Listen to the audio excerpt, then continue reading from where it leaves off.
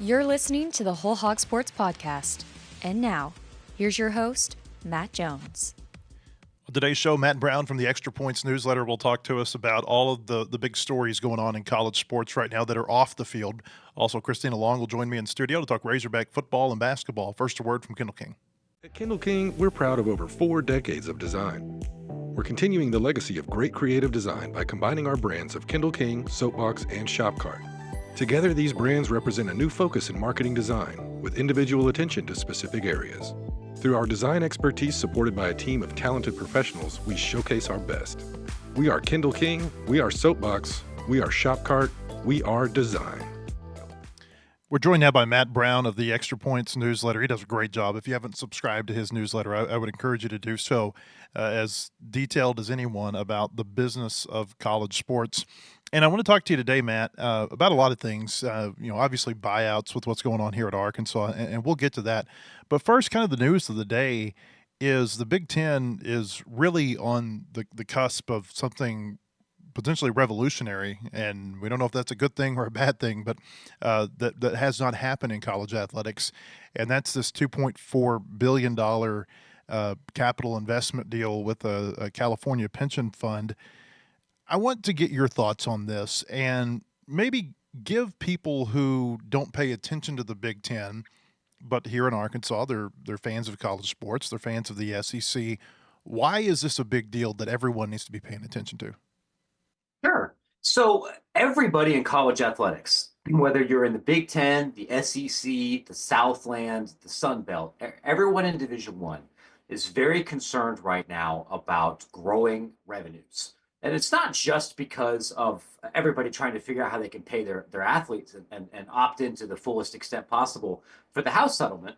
But a lot of other things are becoming more expensive, like facility construction and labor, and public schools throughout the country are both struggling with enrolling enough college students, thanks to demographic change, and declining state funding. So everybody is looking for extra nickels and dimes in the couch cushions. But there's often only so many tickets you could sell. There's only so many times you could sell your television rights, and that's typically spoken for several years in advance. And so really a lot of conferences have taken meetings about potential private capital investment, not just the Big Ten, certainly the Big 12, the American Athletic Conference, and off the top of my head, I can name probably a half dozen individuals that have kicked the individual schools that have kicked the tires on this.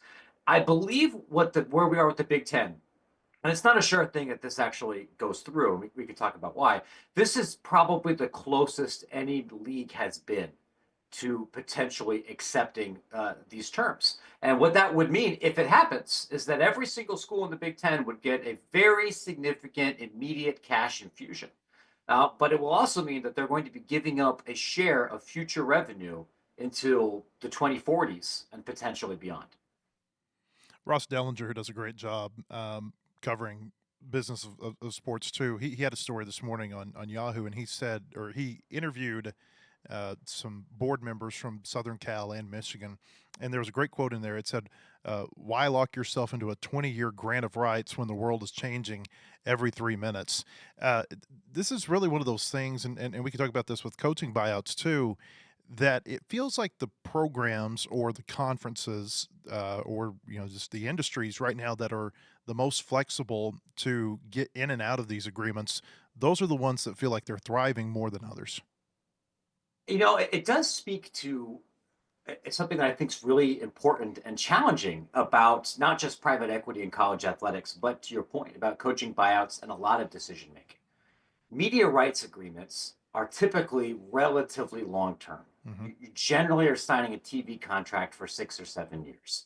A lot of the structural contracts that athletic departments engage in, whether that's with apparel partnerships, multimedia rights deals, ticketing vendors, a lot of these kind of strategic partnerships, they're generally longer term deals. And a lot of these strategic kind of innovation or investment opportunities able to conferences are. Mm-hmm. But the people in higher education and college sports that make these decisions are generally not long-term employees. University presidents at R1, Research One public schools, they change jobs every 4 to 5 years. Athletic directors are increasingly changing jobs every 4, 5, 6, 7 years.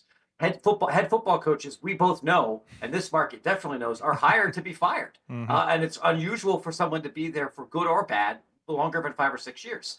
So there's this unease with many regents and people both at the university side and kind of on the industry side in general in college sports about the wisdom of entering into any of these kind of gigantic relationships when the people who make the decision will not be the people held accountable if things don't work out. This happens a little bit in corporate America with publicly traded companies as well, but I think it is especially challenging in college sports. Go back to the private equity. Greg Sankey, it seemed like he's pretty opposed to this for the SEC. Do you think it changes the SEC's position at all if the Big Ten does agree to this? Probably. It will depend a lot on the specifics. And I have to admit, I find Greg Sankey's argument pretty persuasive when he's repeatedly said that our institutions have other mechanisms that are less risky and less expensive if they need to raise money. Hmm. If you're a public school, whether that's Arkansas or Texas A&M or Ole Miss, and you need money for, say, a capital investment, you could sell a bond. You can borrow money leveraging off of the credit rating of your sponsoring institution. You can petition for a state appropriation. You can go borrow directly from a bank. You don't have to give up equity or control necessarily for these kinds of arrangements. And I can understand why Arkansas State or ECU might be willing to enter into a more risky endeavor because that might give them capital that they couldn't get otherwise. But if you're a state flagship school, you don't need this. Um, for whatever reason, several Big Ten institutions, and I'm pretty sure I know the circumstances behind a handful, are looking into this. But if there's a world where suddenly the top 9 schools in the Big Ten have an extra $100 million, even if Sankey's right, I imagine there's going to be different conversations the next time the SEC meets about keeping up with the Joneses, because that is one of the most dominant forces, good or bad, that drive all of business in college athletics. What are my peers doing? Yeah, and it feels like that's kind of the battle right now, right? I mean, it's the Big Ten and the SEC trying to one up one another. It is, and the question, and I've written about this in Extra Points, but I think the question I would ask any of those school leaders, that I would encourage fans and local reporters to ask too, is to be very specific about what you need the money for or what you want the money for. If you're in Penn State, for example, I can actually understand why you might be more aggressive about trying to raise some of this capital, because Beaver Stadium, their football field, is falling apart. And it doesn't have the amenities or some of the updates necessary to drive as much revenue as it could. If you want to borrow money so you could build more luxury boxes or build a better MMR apparatus on your campus, something that's going to generate more revenue in 6 or 7 years, I understand that. That's why you and I might go to the bank and borrow money if we're going to make investments into our business. But I think the idea of we need to get more money so we can pay our players more money and chase some on-3 headlines, I think that's extremely dangerous. Just like I think it would be if you and I decided to go to the bank and borrow and get a loan and have future debt obligations and just use that to pay our existing workforce. That's not a sign of strong financial health, and the bill will come due for that. I have some concerns that maybe some university presidents and ADs and leaders aren't really thinking this through enough and are motivated more by fear of being left behind than really what you want to do with that money, and how you're going to compensate for the strings that come with it. Okay, so speaking of fear, coaching buyouts, it seems like these programs, they are scared to death of losing a coach who has one good season. We've seen this here at Arkansas with Sam Pittman this year. He has one good year. They handcuff themselves to him, and now they're paying a big buyout price to let him go. Penn State, we saw this with James Franklin over the weekend. We mentioned yesterday that we didn't know if there was a mitigation. Front Office Sports had a story this morning that said he is bound to mitigate the buyout, but it's $49 million. We saw A&M do this with Jimbo Fisher a couple 3 years ago, $76 million. Like at some point, are we going? Are the leaders of these programs, are they going to wake up and realize that these 10-year agreements with giant buyouts are maybe counterproductive, or are they just at the mercy of what the agents want to do? I think it's much more the latter, and it's not just the agents. I think something that maybe you fellas understand, but maybe not every listener does, is that the dirty little secret, especially in the SEC and the Big Ten, is that the athletic director does not actually hire the football coach. The athletic director may be who is publicly accountable if the football coach doesn't work out. The AD may be involved in those negotiations. The AD may have a lot of input, and then sometimes they get to hire. But generally, this is a decision that's made by the president. It's made by boosters. It's made by sometimes political authorities like regents, and more than one case, a governor, and by the people who are writing checks. And your job as the AD is to put on the blazer and put on a brave face at the press conference, even if you weren't responsible. And so the challenge then becomes, if you're an AD and you're sitting at the negotiating table and you look at a contract and say, this is ridiculous. Why would we ever want to handcuff ourselves to a $65 million buyout? Well, if you don't get this deal done and it's somebody that the money people at your school want to hire, it doesn't matter how financially responsible you've been, because you're going to get fired. And there's another complicating factor is, not always, but many times, the AD is using the same agent or the same search firm as the coach he's negotiating with. Mm-hmm. And there can be a little bit of a, I scratch your back, you scratch mine, or I don't want to alienate Jimmy Sexton, or I don't want to alienate this gigantic firm because I might need them 3 or 4 other times down the road. So you and I can look at this. You don't need to be a financial master of the universe to say that these buyouts don't make any sense, especially given how difficult it is for anyone, with the best of circumstances, to predict who's going to be a head football coach or not. But they're just responding to the incentives, and the incentives are to continue this craziness. Arkansas is in the market, obviously. There are going to be a lot of teams in the market. There's already a lot of teams in the market, and I figured this is going to be a really wild coaching carousel but before this is all done.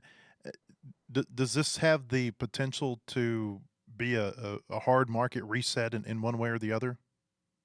It has the potential, but I've been doing this full time since 2012, and I feel like I've had 3 or 4 off seasons where on paper it made a lot of sense to say, is this where we're going to have a reset? Are we going to have a reset around COVID? We're going to have a reset around NIL, around the house settlement. Mm-hmm. And so far, that hasn't happened because there's always been somebody who's been willing to put up the money over a long enough time period. Yeah, I think there will probably be some adjustments, and the folks that I think are most likely to see their income go down in the short term are not head coaches so much as position coaches, strength coaches, as kind of the anonymous staffers that make $165,000 a year.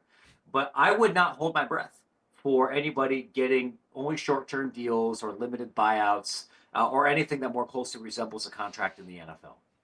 You had a newsletter back in September where you had the fiscal year budgets of the top 20 college football programs, and these are public programs. Like a Notre Dame isn't listed in this, and you would expect that Notre Dame would be paying a market value toward the top here. But you had Arkansas at $57 million, or roughly $57 million that they had paid in fiscal 24. Alabama was number 1 at $113 million. A&M was 2 at 90. A lot of teams obviously in between. I think Arkansas ranked number 19. Is this a good apples to apples comparison? Is there any good apples to apples comparison between what teams are paying for their football programs? Because as we know, or at least I know in talking to people around the program, how Arkansas calculates some things might be different than Alabama, might be different than LSU. Is there a good way to determine what these programs are spending, and maybe how far behind Arkansas is from other teams? It's a very good question. And one thing I would quickly want to make clear is that when I'm talking about operating budgets that I publish on Extra Points or in that story, we are not talking about player payrolls. Mm-hmm. Like that data does not measure or track any NIL money, any house settlement money, any contribution to a roster. That money tracks, it comes from an annual itemized budget that every school in the NCAA has to file. And it tracks spending on stuff like travel, on food, on administrative salaries, coaches, but also things like facility debt, or severance packages, and some things that aren't necessarily cash. It's not a perfect apples to apples comparison. It is probably the closest thing we have to an apples to apples comparison because there's so few standardized data sets across even just the SEC, Mm-hmm. to say nothing of all of college athletics. But there's a lot of nuance in those things, and I just off the top of my head, I remember one of the very highest programs in football operating budgets from fiscal year 24 was Washington, and you might think, well, that sounds a little bit strange, but part of that was they went to the championship game, so they had to pay game expenses for 3 other games that other schools didn't have. And they counted like $20 million of the budget towards like facility debt and renovations. And different schools might calculate that differently. I don't think it's crazy to suggest that Arkansas is on the lower end of the SEC in a lot of operational staffing expenses. I don't necessarily think that that means that they can't be competitive in football, but they're not going to have the resources, both financially or manpower, that Alabama or Texas or Florida probably will year in and year out. And that's been the case, I think, since the early 90s. There's another big story going on here, kind of under the surface with the coaching search going on. But Arkansas is trying to find naming rights for its football stadium at Reynolds Razorback Stadium. They have contracted Learfield in a third-party agreement to go out and shop the naming rights for them. As you look at how this has worked at other schools, I'm sure you've seen this. What are the benefits, do you think, going with a third party, and what's the benefit for that third party? Like how is it worth it to them? Sure. Well, I think a useful thing to think about here is even though there's a lot of people that work for Arkansas athletics, um, who are doing general fundraising, who are selling tickets, who are building relationships with various community groups. Selling the stadium naming rights package is a pretty unique animal. Hmm. I would consider it like the difference between being a regular real estate agent and a real estate agent for NBA players on their third contracts, right? Like selling a $20 million mansion is a little bit different than selling me a bungalow here on the northwest side of Chicago.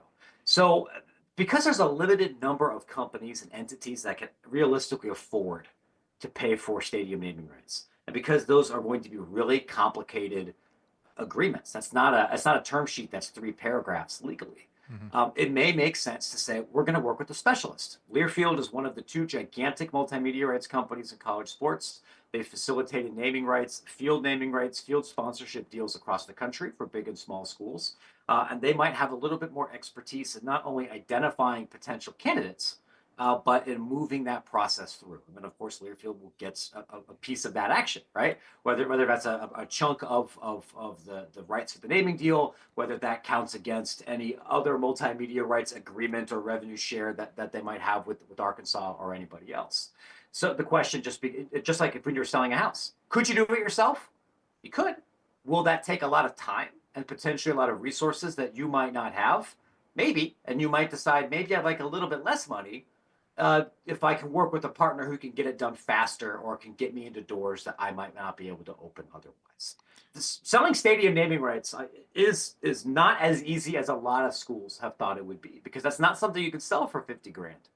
And in the great state of Arkansas, or among Arkansas alums or fans, there really aren't that many companies that can afford and would benefit from spending that kind of money to get naming rights. There's Yeah. some, obviously, we know of a few of the very big ones, but there's a reason these things tend to go to insurance companies, financial services companies, and healthcare firms. And it does sound complicated. You're talking 4 to 5 million dollars a year. And I thought it was kind of telling when I asked Hunter Yurchek about it a month or so ago. He said that not only will it not happen this year, it may not happen next year, that these are really complicated deals to get ironed out, that it might be 2027 before we see a new name on the stadium here in Fayetteville. I want to get you out of here on Yeah. this, and I'm putting you on the spot, Matt, because I didn't tell you we were going to talk about this. Have you paid attention to John Calipari's booster insurance?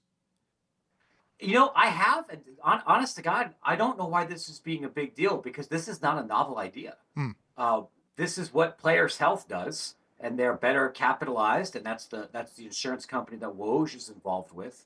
And there's a few other kind of bespoke agencies that are willing to cover some of this. I think it's bigger news because ESPN wrote about it, and Hmm. Cal is connected to a lot of writers in the basketball world. But this is a financial vehicle that does exist elsewhere.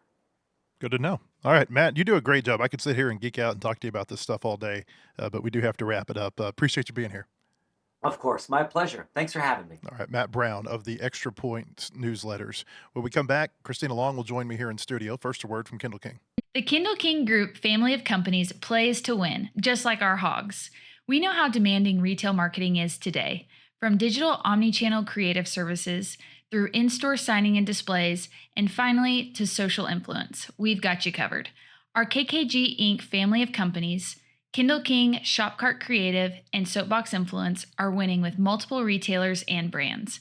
We play to win and will be a winning partner for all your retail marketing service needs. Go Hogs! Welcome back. I want to tell you about our friends at Bentonville Glass. They've been serving their community since 1971. Committed, professional, versatile. If you're looking for a quality leader in Northwest Arkansas or looking for skilled craftsmanship, look no further than Bentonville Glass for all your glass market needs with the highest quality products. You can come by and see them now at 507 South Main in Bentonville or online at bentonvilleglass.com. Christina Long is in studio now. Matt Brown, by the way, he is as educated and intelligent, I think, on the business of college sports as anybody I know. Yeah, I really like Matt. He's been helpful to me just in some stories I worked on this summer. The stadium naming rights story I did, the story about some of the layoffs Arkansas did. He was really helpful. He's just very accessible to people like us that just kind of want some help understanding or want to share some understanding with our audience. I love Matt. He's great. And I love his newsletter. And it's amazing. Like, you can get into like some of the legacy media outlets, and this isn't talking bad about any of them. He's as good as any of them, and he's grown this newsletter. And again, like I said earlier, I would encourage you to sign up for the Extra Points newsletter. It's something that we read daily that hopefully makes us a little bit smarter. A little bit. Just a tad. Want to get into efficiency ratings today. These update every week. Again, if this is your first time hearing about efficiency ratings, this is basically let me step up on my soapbox for a minute. I hate total offense. I hate total defense. I hate points per game, offense and Don't defense. even start about yards of any kind. Well, I mean, that's total offense, total yeah, defense. yeah. No, I mean, like, okay, you got 500 yards. Well, you lost the game by 30. Like, who cares? It's all about scoring, points, and possessions. Those are the two big things that make up our efficiency ratings. And each week at our website at wholehogsports.com, I update this based on the games the week before. It changed a little bit over the weekend. Now Vanderbilt didn't play last week, and I've been saying for a couple of weeks now, Vanderbilt, they are going to fall in the efficiency ratings. But right now, there's 3 games to evaluate them by, because I don't care about what they did against FCS teams. I don't care what they did against most of the group of 6 teams. What I care is what they do about, or what I care about is what they do against the SEC, other Power 4 conferences, Notre Dame, and then select group of 6 teams. So, like, Arkansas played Memphis. Memphis looks like they might be a playoff candidate this year. They are a playoff candidate. Now, I don't necessarily think Memphis is better than most of the teams in the SEC, but hey, they beat Arkansas, and so they're a team that's capable of playing with power conference teams, so they would be included. South Florida is included, playing Florida, things like that. I didn't think I was going to put Washington State, Ole Miss in this, but I think after watching the game the other day, you have to include that in the efficiency rating. So Vanderbilt's still number 1 offensively. They are scoring at, and again, I've said this before, but if it's your first time, think about these numbers like batting averages. They're scoring at about a 489 clip. About 49% of all the points possible to Vanderbilt this year. That's what they've scored.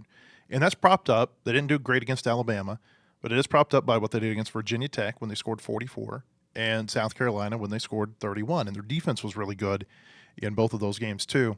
The rest of the top 5 in offense right now, Ole Miss is number 2, Tennessee's number 3, Georgia's number 4, Missouri's number 5, and I'll go ahead and say Alabama's number 6 because Alabama's just right underneath Missouri. Then there's, as far as the percentages, it falls off a good bit between Alabama and Arkansas at number 7. By the way, A&M, who comes to Fayetteville this week, they're 8th in offensive efficiency, right there behind Arkansas. OU, their defense fell a little bit because of what happened in the Texas game the other day. So LSU is now number 1 in defense. A&M is number 2. I tell you, I've been really impressed with A&M defensively. And this is the thing going into this game. It's how does Arkansas move the ball against Texas A&M? I'm not saying I don't think Arkansas can. I'm just saying, are they able to move the ball against A&M better than Florida or Auburn or Mississippi State? Those are the 3 conference games that A&M's played. Notre Dame moved the ball up and down the field against Texas A&M, which really makes them being number 2 in the SEC in defensive efficiency all that more impressive because they gave up 40 points in like 10 or 11 possessions against Notre Dame. That was not a good defensive performance for them, but they've been so good the last few weeks. In SEC play, They've had 37 possessions, and they've given up 36 points. I don't know that I've ever seen that, where you have a team that has given up more or fewer points than they've had defensive possessions. And during that stretch, Christina, teams are 2 for 34 against A&M on third down. They have been surprising to me. I mean, I didn't think they were going to be bad this year. I thought they were going to be kind of upper middle. And here they are, at the top of the conference about halfway through the season. And I think, to your point about Arkansas being able to move the ball, I would expect them to be able to move the ball better than Auburn and Florida, because I just think their offense is better than Auburn's and Florida's. I'll tell you what, I've been doing some research for next week on Auburn, and it is difficult to find things that Auburn is good at, especially offensively. So I think I would expect Arkansas to be able to do something. Now, I don't think they're going to do what Notre Dame was able to do, because I don't think they can do much that Notre Dame can do. But I would expect them to have a little bit more success than some of these recent teams, especially just because of, their offensive efficiency is higher than those other SEC teams that Texas A&M has played. But at the same time, I don't think that this is going to be simple. I think A&M is going to win. That's, spoilers for our coverage throughout the week. But I just think that the matchup there is more interesting than maybe some that we've had recently. The potential equalizer on Saturday, and I know your hair is excited about this, is the rain that's in the forecast. Yeah, it's going to be something. Like we're talking about, what, like a 60% chance of rain? Yeah, I think that's on what you said to me, Saturday. yeah. Mm-hmm. So it doesn't mean it's going to rain the whole game, but you think about Arkansas and the problems that they've had holding on to the ball. That is certainly, I would think, I look at that and I think, wow, that's not the greatest forecast that you can have if you're a Razorback fan. But on the flip side, if you're A&M, you got to play in it too. You got to hold on to the ball too. And so it could, I feel like it could sway things one way or the other. Yeah, depending on the conditions. Yeah, it could be the kind of thing where you kind of have to throw out some of these stats and metrics when you get to a certain level of rain game. You kind of almost can't. It'd be funny if it was really sloppy this weekend in terms of rain, and it was just like impossible for either of these teams to do what they would normally do, and they have to approach it differently. Do you throw out a rain game in the efficiency ratings? No. No, I know. No, you hang. Yeah. That's the conditions they played in. Yeah. Is it the hair? Is that why you're so nervous about the rain? I mean, yeah, it's going to be a problem. It's going to be really annoying. It's going to be a problem for me, too. I'm getting a haircut today. I'm getting one on Friday. Okay. And then it's for no reason, because by Saturday it'll just be a problem. And I don't have the right shoes. It's a whole thing. It's always, the toughest part is always walking back to the car. Yeah. Because for me, at least where I park, I can take a shuttle bus up to the stadium, and that's fine. It's the walk back, and you're trying to keep your computer dry, and it's raining, and that's always fun. So, yeah, there is a chance of rain on Saturday here in Fayetteville. One thing I'm noticing, OU's number 3, by the way, Texas is number 4, and then there's a pretty big drop down to South Carolina. It doesn't mean that South Carolina's defense is bad. I actually think South Carolina's got a really good defense. Auburn's playing good defensively. Vanderbilt, Florida. I would even put Ole Miss in this category, and Georgia and Alabama, they're getting better. This feels like a very defensive year for me in the SEC. And you look at some of the games that have been played, like the high-profile games, they've been lower-scoring games. Georgia was 24-21. Texas beat OU the other day 23-8, and in that game, there was a defensive touchdown that was scored by Texas. So their offense only accounted for 16 points in that game. So it feels like, and even like last week, Auburn, Georgia was 20-10. LSU, South Carolina was 20-10. You get out of Arkansas's games because they've been higher scoring for the most part, and you're seeing a lot of low-scoring games in this conference right now. I was going to say, I know last week we talked a little bit about, and you asked some of our guests last week, do we know who the top teams in the SEC are? Do we know who's good, basically, who's actually really good? Do you think that the level of defense that we're seeing is how big a part do you think the level of defense we're seeing is affecting the sort of resemblance to parity that we have in the SEC right now? Possibly. No, I mean, I think that's a good question. I'd be interested to compare it to other years. Well, maybe put it this way: the teams that are winning, like A&M, they're winning big. They're the second best. They're the second most efficient team. LSU, I know they lost to Ole Miss.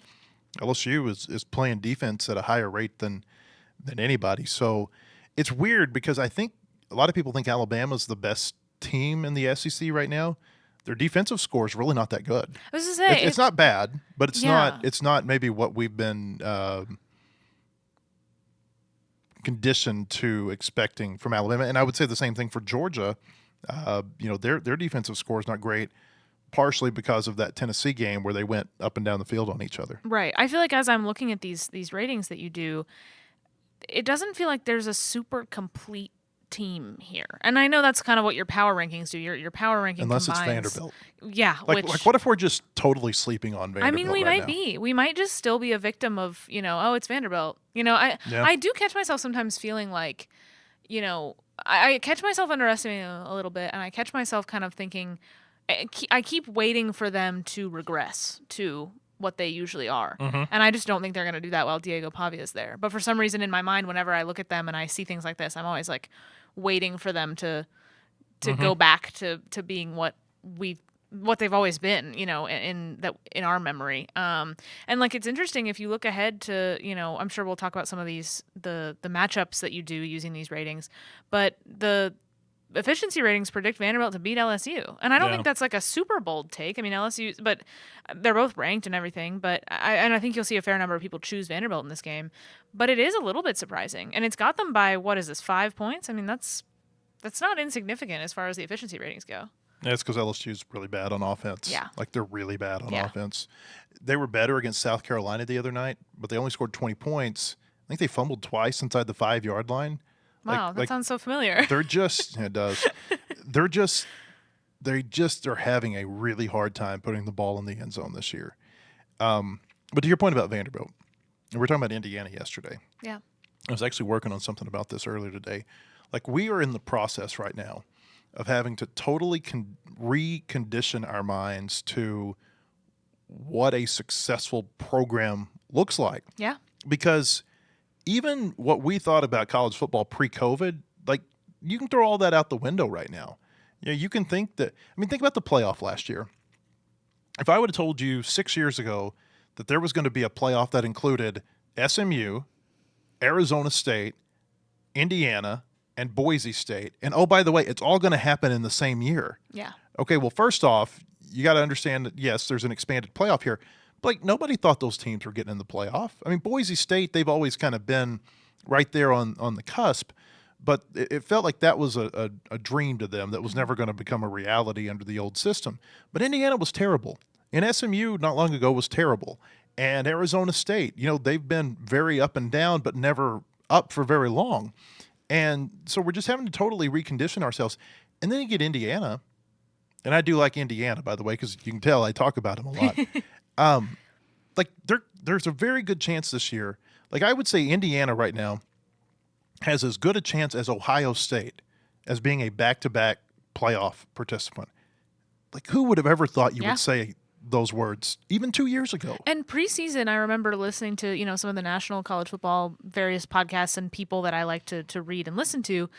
And they were kind of talking about, we think Indiana's going to be pretty good, but they're probably not going to be what they were last year, And here they are, they're better. They are actually better than they were last year. People think their quarterback may be the number one pick in the NFL draft. Yeah, he's been awesome. I mean, it's crazy.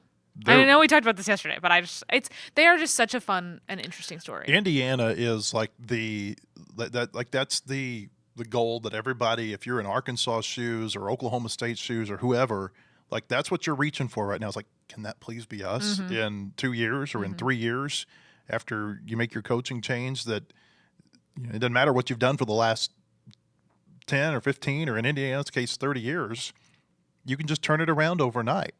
I'm very impressed with that team. But Vanderbilt, they're not quite Indiana because they didn't get to the playoff last year.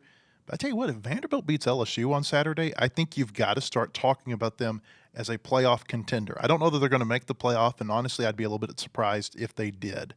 But if they beat LSU, I think that you're at the point in the season where you've got to start considering them as saying, hey, they've got a chance to do this if they can get enough breaks that fall their way down the stretch. Their schedule is tough. They have several, at least currently ranked teams left. They've got Missouri and Texas and Tennessee, and then plus Auburn and Kentucky.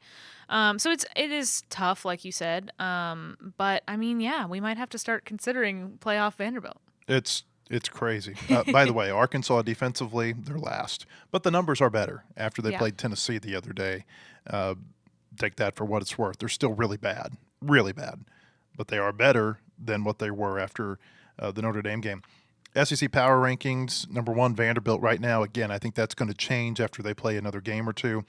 A&M's number 2. Ole Miss is number 3. Georgia's number 4. Alabama is number 5. Texas is number 10. They're moving up. But this is, I don't know. And you look at the teams that are coming up on Arkansas' schedule. Like you said, you think A&M's going to beat Arkansas. But I think that the next 2 games, and maybe they can beat A&M. Who knows? The next 2 games, I think, look at least somewhat winnable for Arkansas against Auburn. Yeah. Auburn can't score. No. Mississippi State cannot score as well as you would expect a Jeff Lebby offense to be scoring right now. Their defense is a lot better than last year when they were they were Arkansas level. This year's Arkansas level bad last year. Mississippi State was, but they're a little bit better this year. I think those 2 games are winnable for Arkansas. I'm very interested to see how they play against A&M on Saturday. I think we're it's kind of like watching a tennis match. You know, you kind of like, okay, we think they can, and then they play Notre Dame. No, Tennessee, yeah, I think maybe they can. I'll be surprised if they beat A&M a little bit, although it is kind of interesting that this is 2 years in a row. October, number 4 ranked team coming in. Oh, I hadn't even thought about that. But I think they could beat Mississippi State and Auburn based on I think so what too. I'm seeing out of these other games. Yeah, and I don't want to look ahead too far because a lot can change between now and then, but I'm also kind of eyeing LSU slightly.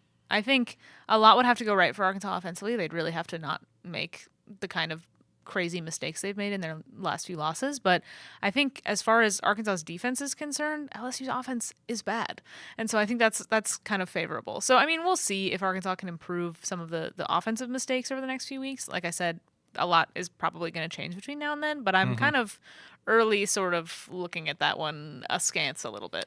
I wanted to mention this. There's, by the way, Arkansas and Auburn's going to kick off at 11:45 next week.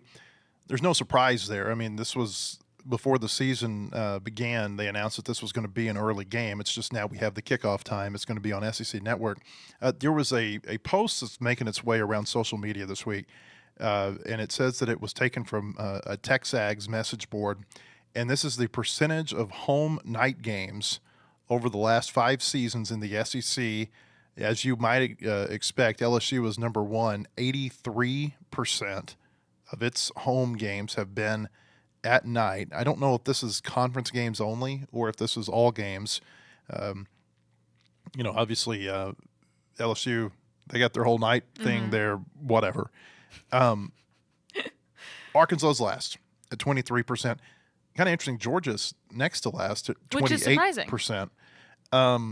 They play in the afternoon a lot, though. I have made it be known how I feel about night games. I don't care. They don't do anything for me.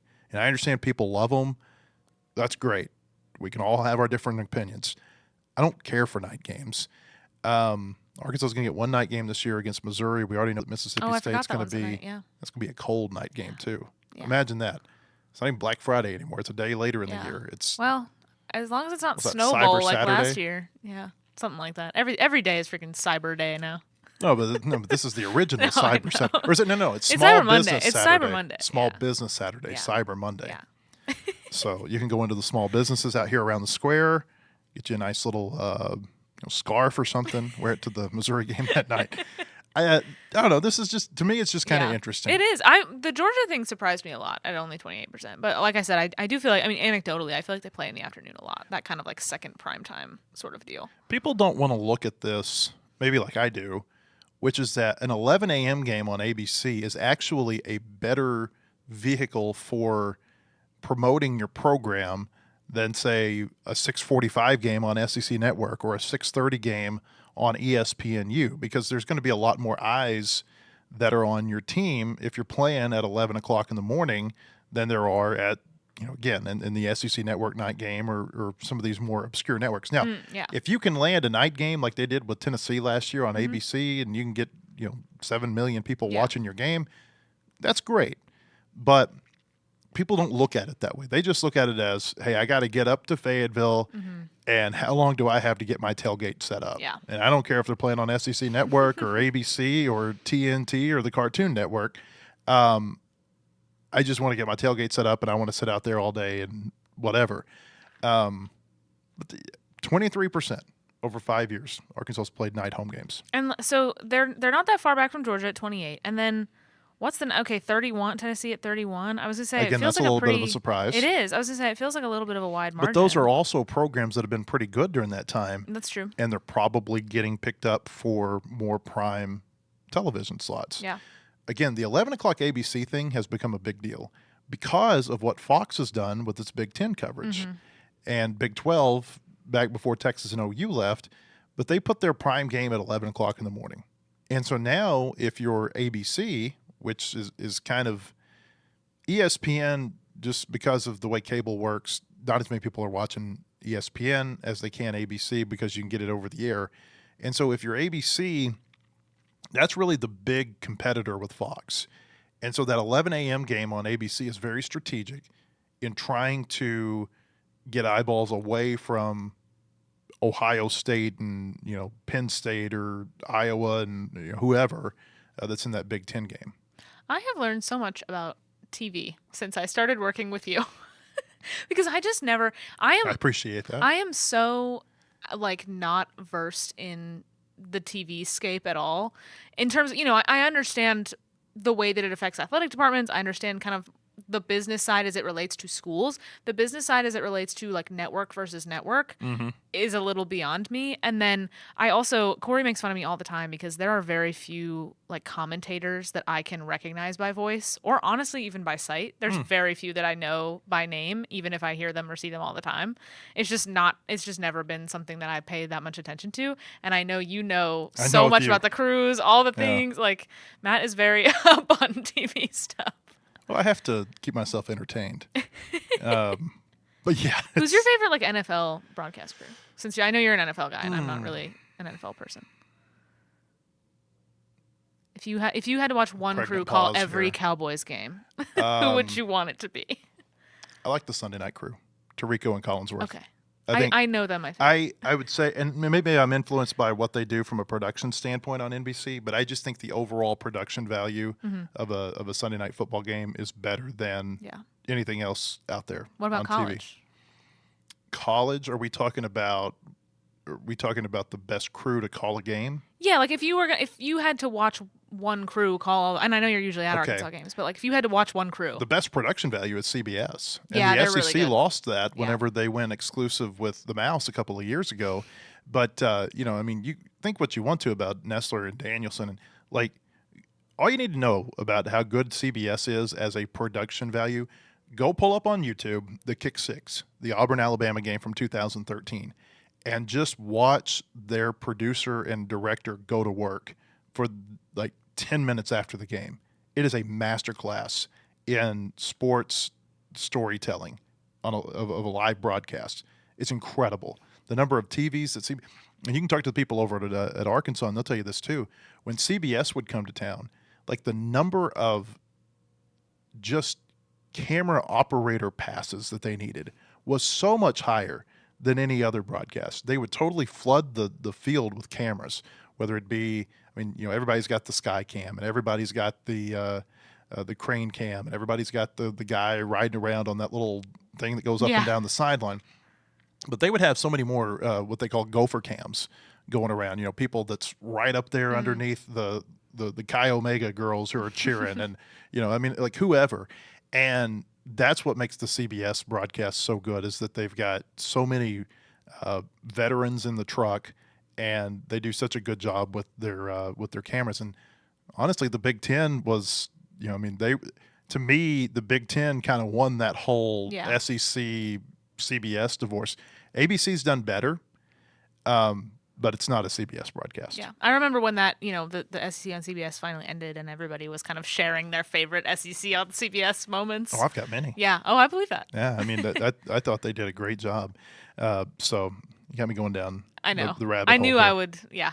I knew that would derail you a little bit. Let's see here. Arkansas basketball picked to finish 5th in the SEC. The SEC tip-off. What do they call this? The SEC media? I think SEC it's basketball SEC tip-off? I think. Okay. It's happening in Birmingham right now. In fact, we've got Ethan Westerman and Anthony Christensen down in Birmingham right now covering this. You can read their coverage throughout the afternoon at wholehogsports.com. But yesterday, the preseason media poll came out.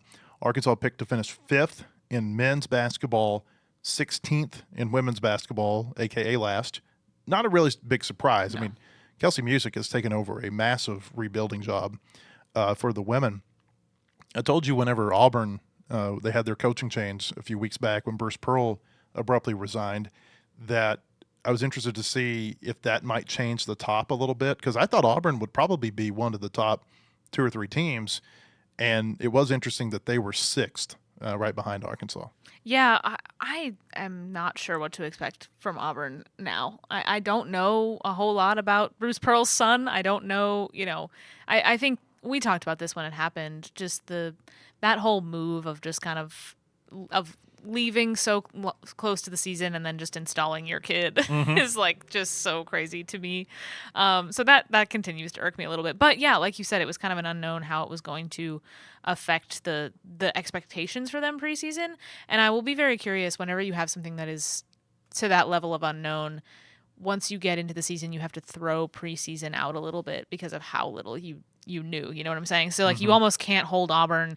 You can't look and say, oh, look how much they overperformed. And you also can't necessarily say, oh, look how much they underperformed to a certain point because of how unknown they are because of the circumstances. But, yeah, I mean, I think I saw a little bit of discussion over whether people thought Arkansas should be higher, both in the SEC and nationally. They're at 14 in the AP preseason AP poll. So there was a little bit of discussion about, where they should fall and if they should be higher. But I think, having Florida picked to finish first in the SEC makes total sense. I talked to Jimmy Dykes for our basketball preview issue about just kind of his thoughts on the SEC and the national landscape, and he was kind of thinking Florida would have a really good shot to repeat. So I don't think that's a surprise. And then, yeah, Kentucky at 2, Tennessee at 3.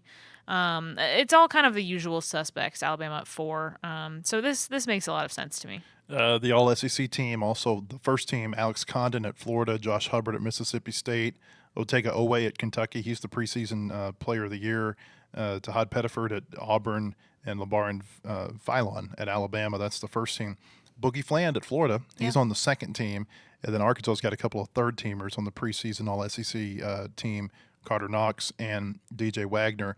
Ahead of Arkansas in order, Florida's number 1, Kentucky number 2, Tennessee number 3, and Alabama number 4. And I did want to touch on, you mentioned the AP poll. Arkansas's number 14 in the AP poll.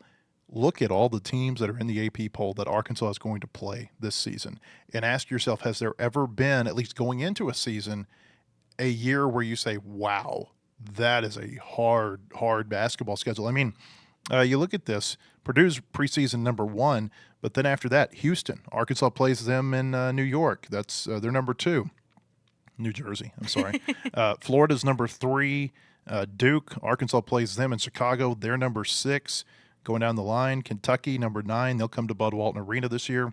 Razorbacks going to play Texas Tech in Dallas. They're number 10. Louisville's coming in here for the ACC Network or the ACC-SEC Challenge. They are number 11. Alabama, Razorbacks will play them in conference play. They're number 15. Tennessee's number 18. Auburn's number 20. Michigan State, Razorbacks go up there early in the season. They're number 22. This is incredible. This is what you want your basketball schedule to look like. This is what people get excited about. And this goes back to something I wrote in our basketball preview, and I talked to Dwight Stewart about this when he was in here a couple of weeks ago.